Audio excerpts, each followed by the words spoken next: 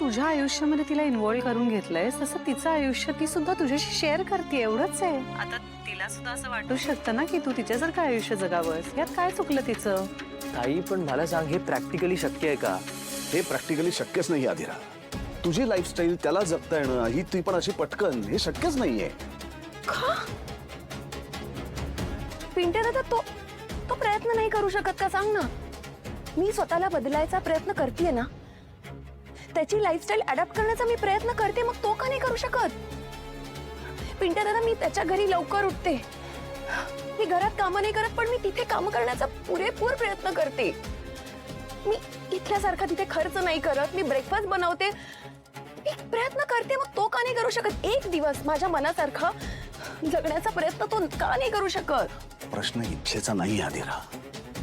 इच्छा असून सुद्धा आपल्याला ती गोष्ट जमत नाहीये ना, यांनी त्याची चिडचिड होत असेल. याचा अर्थ त्याचं तुझ्यावर प्रेम नाहीये, तुझी काळजी नाहीये, तुला आनंदात ठेवायचं नाहीये किंवा तुझी किंमत नाहीये, असं नाही ना होत. रोहन, एक गोष्ट लक्षात ठेव, तिचं तुझ्यावर प्रेम आहे. ह्या सगळ्या प्रेमात न होणाऱ्या चुका आहेत रे, हे कळेल तिला. तू असं भांडू नकोस तिच्याशी सारखं.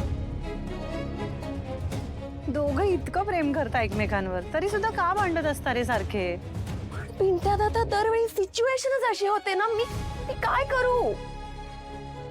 ओके, मी तुला लग्नाच्या आधी बीच वरती विचारलं होतं की आधिरा, तुला त्याच मुलाशी लग्न करायचंय? तू ठाम आहेस? आठवतंय तू काय उत्तर दिलं होतंस? तू मला म्हणाली होतीस, हो पिंट्या दादा, मला त्याच्याशीच लग्न करायचंय कारण माझं त्याच्यावरती प्रेम आहे. मी दुसऱ्या कुठल्याही मुलाचा विचार करू शकत नाही आणि त्याच्यासाठी मी काहीही करायला तयार आहे. बरोबर ना? मग आता असं वागून कसं चालेल?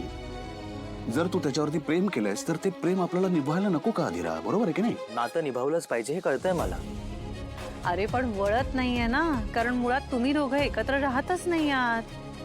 हा कुठला संसार चाललाय तुमचा? तू तिथे आहेस, ती इथे. हे असं आयुष्यभर जगणार आहात का तुम्ही? नाही रे पिंट्या दादा, आम्हालाही असं वेगळं नाही राहायचंय आणि मला असं सेपरेट राहण्यात काहीच इंटरेस्ट नाहीये. पण काही फॅक्टर्स आहेत रे ज्याच्यामुळे आमच्यात वाद होतात आणि खूप भांडणं होतात आणि मग सगळं कुठला कुठे जातो. हे बघ, तू आधी रडणं थांबव. रडणं थांबव, शांत हो. आदिरा, सिच्युएशन अजूनही तुमच्या हातात आहे. रोहन, हे बघ, जे झालंय ते सगळं सोडून दे आणि मुळात इनिशिएटिव्ह घे. लग्न संसार ही आयुष्यातली खूप मोठी गोष्ट असते. अरे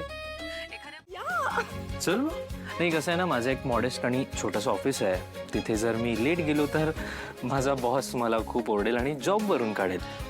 आणि मला लवकर जॉब सुद्धा मिळणार नाहीये ना, आपण लवकर जायला हवं. रिअली? बघा काय जोडी आहे, काय स्ट्रॉंग टेलिपॅथी आहे तुमच्यात. आणि एवढं जर प्रेम आहे तुमच्यात तर मग भांडता कशाला रे? येस पिंट्या दादा, ऍक्च्युली काल आपलं जे बोलणं झालं त्यानंतर मला रिअलाइज झालंय की हे प्रॉब्लेम्स असं सेपरेट राहून नाही सॉल्व्ह होणार आहेत. आणि मला माझ्या इगोपेक्षा रोहनचं प्रेम जास्त महत्वाचं आहे, त्याची साथ जास्त महत्वाची. मी जरी इथे राहिले असते तरी मी मनाने तिकडेच असते. आणि आम्ही जर एकत्र राहिलो तर आम्ही कुठलेही प्रॉब्लेम्स असे सॉर्ट आउट करू, है ना? येस. तिकडून निघून येणं हा ऑप्शन नाहीये. सुरू, लेट्स गो. बरं वाटतंय. खूप दिवसापासूनचा स्ट्रेस होता, पण आधिरा आता हसत हसत सासरी गेली त्यामुळे खरंच छान वाटतंय. आय होप रोहन आणि आधिरा त्यांच्या झालेल्या चुकांमधनं काहीतरी शिकले असतील. शेवटी लग्न म्हणजे काय वेगळं असतं, एकमेकांना सांभाळून घेणं, एकमेकांना प्रोटेक्ट करणं, असंच ना. आणि एकदा लग्न झालं ना की मग ते टिकवलं पण पाहिजे. काय हो काय नाही. त्याने आलं लक्षात. मी लग्नाबद्दल बोलणं तुम्हाला आयरनी वाटत असेल ना? अहो, मी कुठे असं काही बोलले? हा कोण मुळात लग्न या विषयावर बोलणारा, नाही का? असंच वाटत असेल तुम्हाला. अहो, एक लक्षात घ्या, मुळात मी आपल्याबद्दल बोलतच नाहीये, मी या मुलांबद्दल बोलतोय. नाही, आणि नसेल वाटत ना त्यांना आदर्श आपण म्हणजे आपलं जे काय आहे नातं ते त्यांनी आपल्याकडे बघूच नाही. त्यांनी निकिता आणि आनंदकडे बघावं. किती आदर्श कुटुंब आहे, किती छान आहेत दोघं एकमेकांबरोबर. हा, किती सुखात सुखात असतात, किती आनंदात असतात. आनंद, निकिता, त्यांची मुलं, आनंदचे आई बाबा, एकदम आदर्श कुटुंब. आहे खरं, पण सुंदर कुटुंबामध्ये सुद्धा काहीतरी अडचणी असतातच. हे ना, हे असं करता तुम्ही. आता मी अडचणींबद्दल काही बोललोय का? मी आता आदर्श सुंदर कुटुंबाबद्दल बोलतोय ना. आणि मी बोलतो त्याच्या विरुद्धच का बोलायचं असतं तुम्हाला? एक मिनिट, मी विरुद्ध नाही बोलत आहे अहो, मी खरं बोलतेय. नको बोलू का?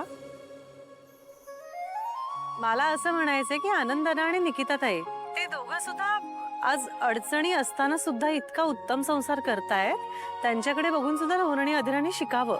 एक मिनिट. अडचण आहे आनंद आणि निकिताला? हे बघा, आनंद माझा खूप जवळचा आणि घट्ट मित्र आहे. त्याच्या मनातल्या सगळ्या गोष्टी तो माझ्यापाशी बोलतो. मग त्याला जर का अडचण असती तर त्याने ही गोष्ट मला सांगितली नसती. उगाच काहीतरी इमॅजिन करत बसलाय. ओके, आता हा ओके शब्द आहे ना, हा बिलकुल वापरायचा नाही. आजपासून या ओके शब्द वापरण्यावरती बंदी आहे. ठीक आहे. मग मी आता एक काम करते. जी हुजूर, होय सरकार, असं म्हणायला लागते. चालेल? हे बघा, तुम्हाला जे काही म्हणायचं असेल तर तुम्ही म्हणा. मी कोण तुम्हाला सांगणार? ओके, मी ठेवू का फोन? हा, ठेवा. बाय. एक मिनिट. आनंद आणि निकिताला खरंच अडचण आहे असं वाटतं तुम्हाला? नाही, वाटत नाही मला. मग कशाला बोलताय उगाच? कारण मला माहितीये. माझ्यापेक्षा जास्त? अच्छा, म्हणजे मी मित्र असून मला माहिती नाही, पण तुम्हाला माहिती आहे? नाही हो, मी खूप जनरल बोलले. बरं, ठेवते. ठीक आहे. बाय.